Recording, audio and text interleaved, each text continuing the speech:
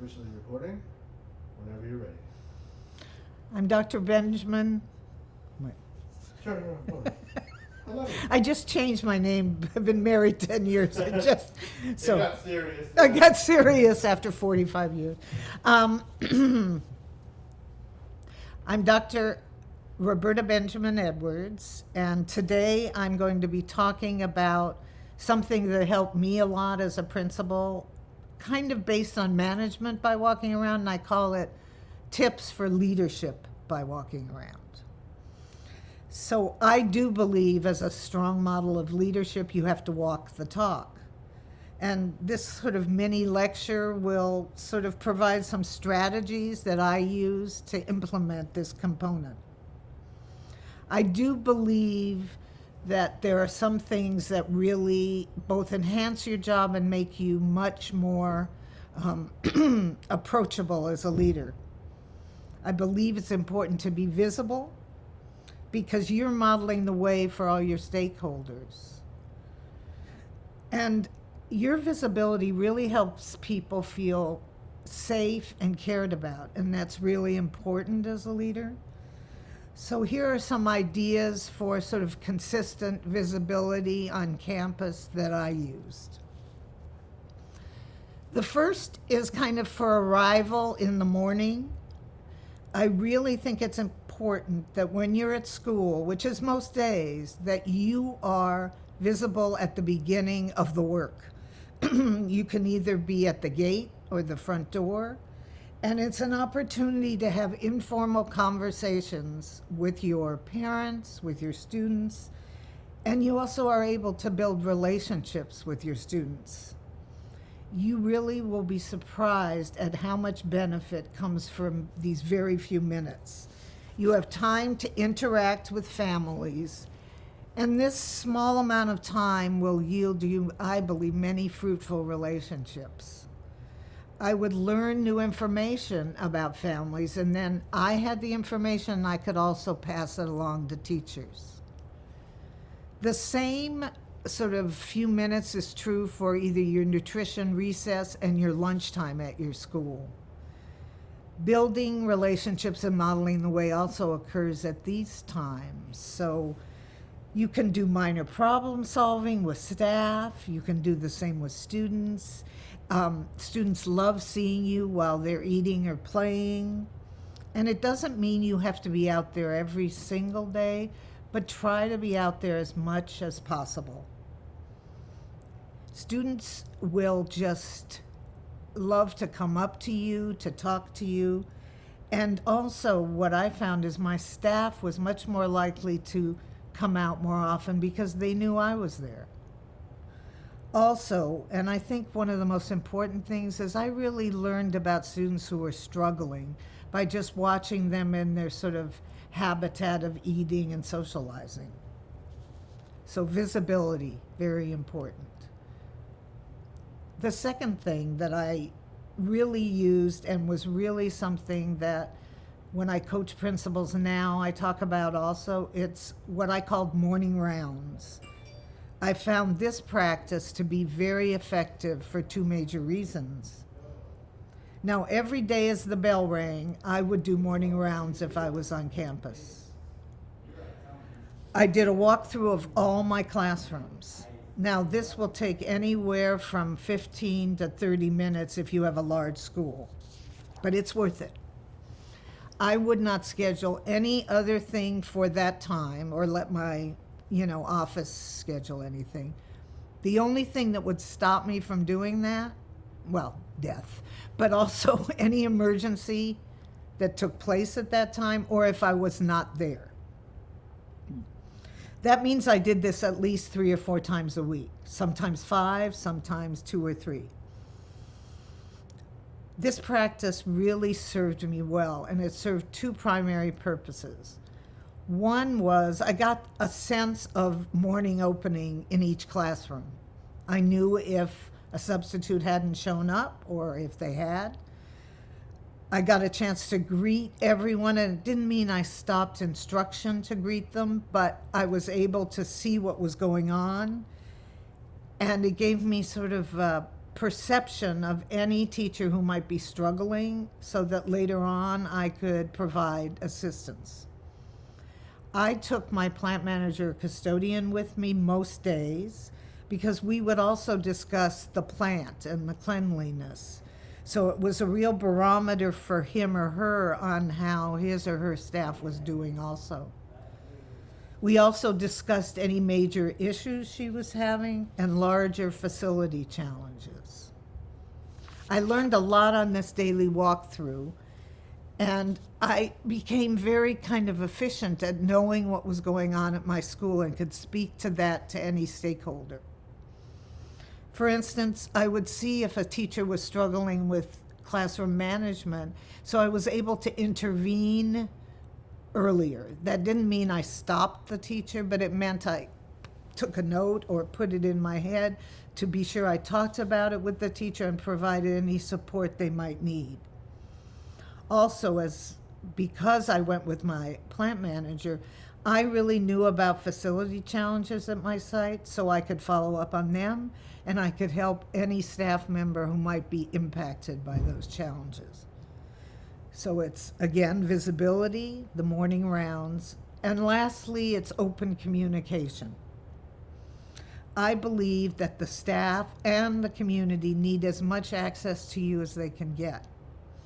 So I did a few things. The first thing is I had a whiteboard in the central office whenever I was a principal of a school where I told staff they had to look when they got to school. So it was very prominent right near their sign-in, and I said, whatever you might not read, you read that board daily. That place is where I put anything that was of vital importance for the day, any announcements, sometimes even a bit of inspiration. But I knew that that was a place they would look, and I expected them to look. And so it was something that could frame their day also. I do believe in regular written communication and oral to your staff. So staff bulletin weekly was very important part of my practice. Nowadays, it can be done either or both in email, online, which is the primary mode of communication these days, or also a hard copy if you wanted to provide that. This piece of paper, I tried to keep it at the most to 2 pages, would highlight best practices, give teachers an idea of the schedule and any upcoming events. So it was really my vehicle of talking to them, in written form in a regular way that they could count on. I also did the same kind of structure for parents. I believe in communicating with parents weekly. It doesn't have to be long, but coming from the principal, it really meant a lot to parents to know what was going on in the school. I also did something that I learned in I think one of the times I was in a training, which really appealed to me, which was that in your bulletin you have a blank area where parents can write some of their thoughts and the student can return that to you, to your teacher, and so you get sort of two-way communication. I did have a lot of parents who shared like concerns or sometimes even said some very nice things. So it worked well to have this two-way communication with parents. Also, it made sure that I got some parent voice other than the meetings I would have with them regularly. So there's the bulletins, there's the whiteboard where they needed to check daily, and then I had another whiteboard or chart near my office, which I called my public suggestion box.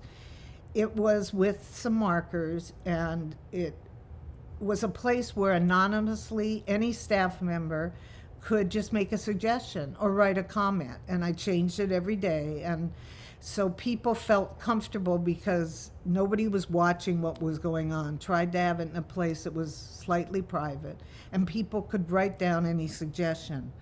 I benefited a lot from this information because I could take a pulse of where people were at. I also used a traditional suggestion box, which I placed on the counter. This people could write anonymously, or they could even attach their names, whatever they were comfortable with. Part of this whole idea of being sort of open communication was having an open door policy.